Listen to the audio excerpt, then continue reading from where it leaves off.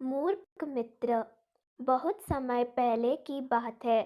एक राज्य में एक राजा का राज था। एक दिन उसके दरबार में एक मदारी एक बंदर लेकर आया। उसने राजा और सभी दरबारियों को बंदर का करतब दिखाकर प्रसन्न कर दिया। बंदर मदारी का हर हुक्म मानता था। जैसे मदारी बोलता, बंदर वैसा ही करता था। वह आज्ञाकारी बंदर राजा को बांध गया। उसने अच्छी कीमत देकर मदारी से वह बंदर खरीद लिया। कुछ दिन राजा के साथ रहने के बाद बंदर उससे अच्छी तरह हिल-मिल गया। वह राजा की हर बात मानता। वह राजा के कक्ष में ही रहता और उसकी सेवा करता था। राजा भी बंदर की स्वामी भक्ति देख बड़ा खुश था।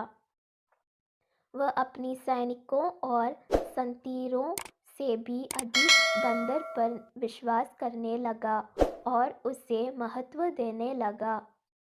सैनिकों को यह बात बुरी लगती थी, किंतु वे राजा के समक्ष कुछ कहा नहीं पाते थे। एक दोपहर की बात है। राजा अपने शयन कक्ष में आराम कर रहा था। बंदर पास ही खड़ा पंखा जल रहा था।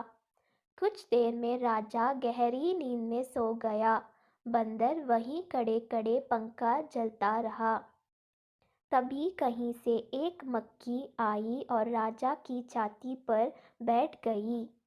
बंदर की दृष्टि जब मक्खी पर पड़ी तो उसने पंखा हिलाकर उसे हटाने का प्रयास किया। मक्खी उड़ गई, किंतु कुछ देर पश्चात पुनः वापस आकर राजा की छाती पर बैठ गई।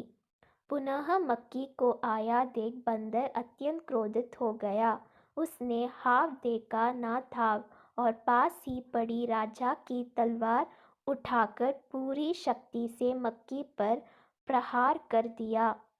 मक्खी तो उड़ गई, किंतु तलवार के जोरदार प्रहार से राजा की छाती दो टुकड़े हो गई और राजा के प्राण पखेरु उड़ गए।